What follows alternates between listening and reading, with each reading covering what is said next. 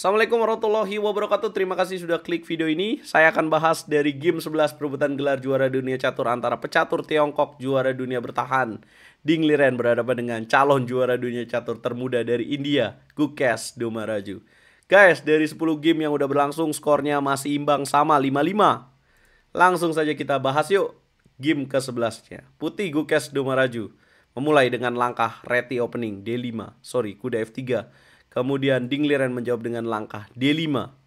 Kemudian putih mainkan langkah C4, reti gambit, tapi hitam menolak, decline dengan variasi advance D4. Kemudian putih B4 dengan tujuan mengeluarkan gajah ke petak B2. Hitam menjawab dengan langkah boom, sacrifice the pawn, petak C5. Putih lanjutkan dengan E3, membiarkan pion B4 dimakan oleh hitam.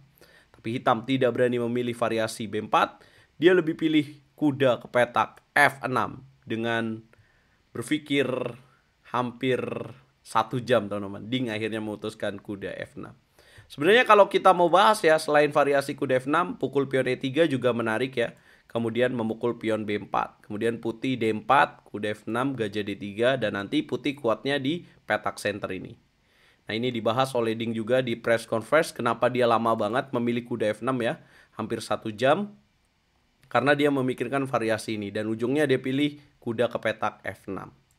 Nah, kemudian ada langkah kejutan atau novelty yang dimainkan oleh Gukesh, yaitu langkah A3. Jadi Ding pernah bermain melawan Adiban Baskaran, pecatur India, teman-teman. Hasilnya remis dalam permainan catur rapid ketika bermain dengan seperti ini, putihnya Adiban. Nah, langkah A3 ini langkah kejutan yang membuat Ding akhirnya berpikir lagi. Dan akhirnya menjalankan langkah gajah ke petak G4.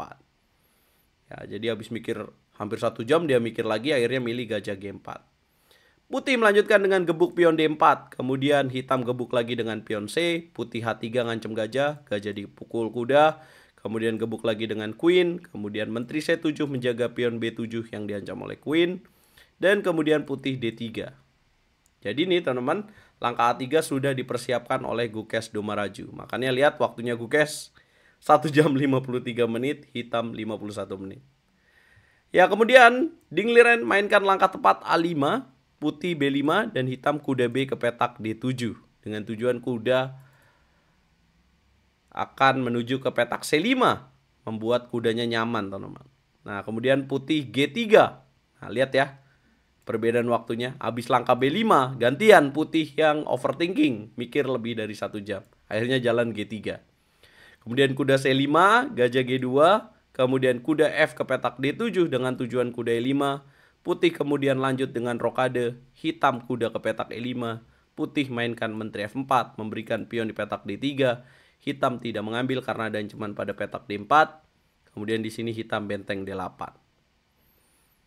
Ya, kalau kita mau bahas nih, kenapa nggak diambil aja pion D3, kemudian menteri D4, kemudian ngambil pion C4 ya? Nah, karena di sini putih bisa unggul dengan makan, dan kemudian mendapatkan pion di petak B7. Let's say di sini benteng B8, gajah C6, kemudian benteng raja D8, kemudian benteng D1. Ya, ada ancaman seperti ini. Kuda E5 dilanjutkan dengan gajah E4, jatuh kudanya. Jadi itulah kenapa nggak ngambil pion D3. Nah, dia pilih benteng D8 juga, benteng D8 dulu dengan tujuan jaga pion D4, kemudian putih di sini benteng D1, sama ya, belum bisa dimakan karena ini pin. Jadi kalau dimakan, makan lagi, gak bisa makan kena queennya. Dan kemudian hitam memilih langkah G6. Nah, ini krusial juga teman-teman pada momen ini ya. Seharusnya di sini hitam bisa lebih unggul dengan jalan E6. Tapi Ding miskalkulasi dengan jalan G6 yang akhirnya membuat putih jalan A4, kemudian hitam mainkan di sini langkah H5 dengan tujuan gajah ke petak H6 mematikan queen. Tapi Gukesh memiliki langkah spesial di sini. Coba tebak apa langkahnya?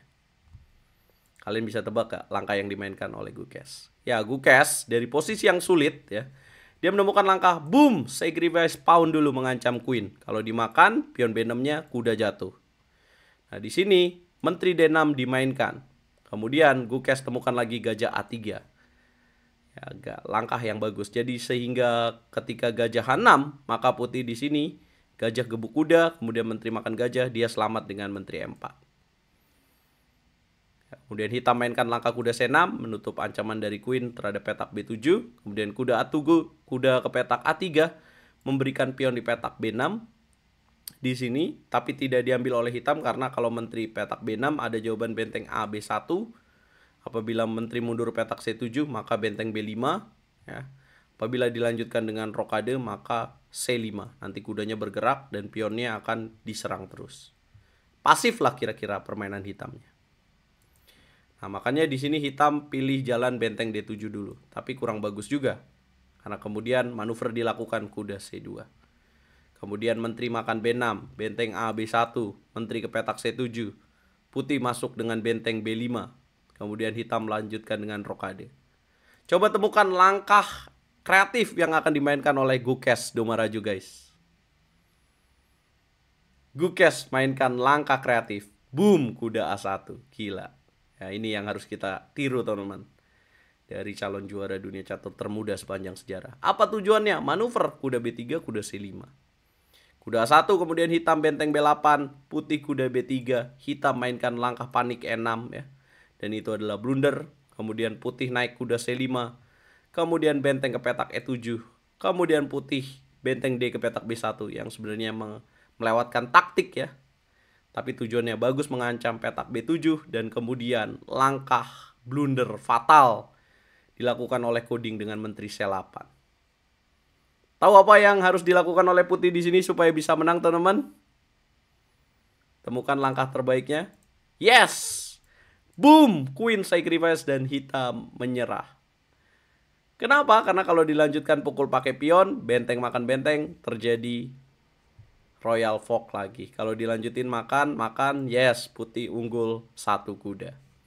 Tapi kalau di sini makan pakai queen juga dimakan pakai bishop dan putih akan unggul lebih besar lagi. Ding panik, teman-teman, setelah langkah benteng D ke petak B1 ya. Kemudian hitam menjawab dengan langkah menteri ke petak C8 itu hanya beberapa detik saja dari menit 7.41 dan kemudian dijalankan 7.14. Ya, panik dia dengan menteri ke petak C8. Kata penonton sih ini anxiety-nya menyerang. Nah, kemudian menteri C6 akhirnya menyerah. Ini baru 29 langkah. Seharusnya mungkin akan lebih baik apabila hitam di sini setelah benteng E7 kemudian benteng DB1 hitam mainkan langkah kuda B4.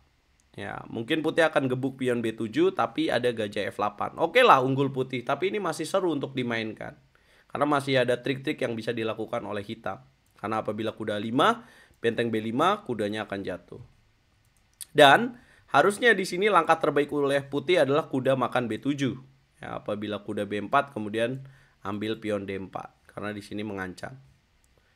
Apabila di sini kuda B7 dimakan oleh benteng, maka menteri C6 makan lagi, kemudian benteng ke petak A7 dan kemudian C5.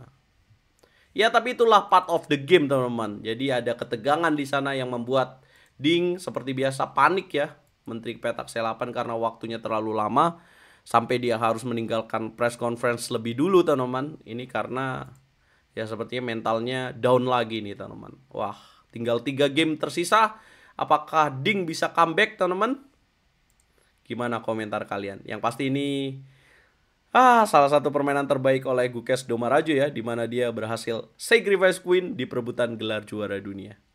Tinggal 3 game lagi nih. Besok game ke-12 akan berlangsung. Jadi tinggal ya bagi Gukes dia butuh 1,5 poin lagi lah. Ibaratnya menang 1 kali, remis sekali lagi, dia akan jadi juara dunia. Pokoknya 3 game ini minimal ngambil setengahnya. Atau remis terus 3 kali juga nggak apa-apa buat Gukes Domaraju. Karena sekarang skornya adalah 6-5 dari 11 game yang udah berlangsung. Pemenangnya akan mendapatkan 60% dari 2.500.000 US dollar kalau tidak salah ya. Tapi totalnya 2.500.000 US dollar, teman-teman. Apa komentar kalian, guys? Bisa nggak Ding comeback nih?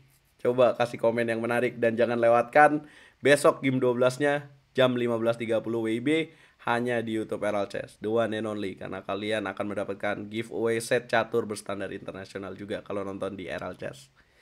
Wah, gak disangka ya, bener akhirnya. Akhirnya, teman-teman, gak ada remis lagi.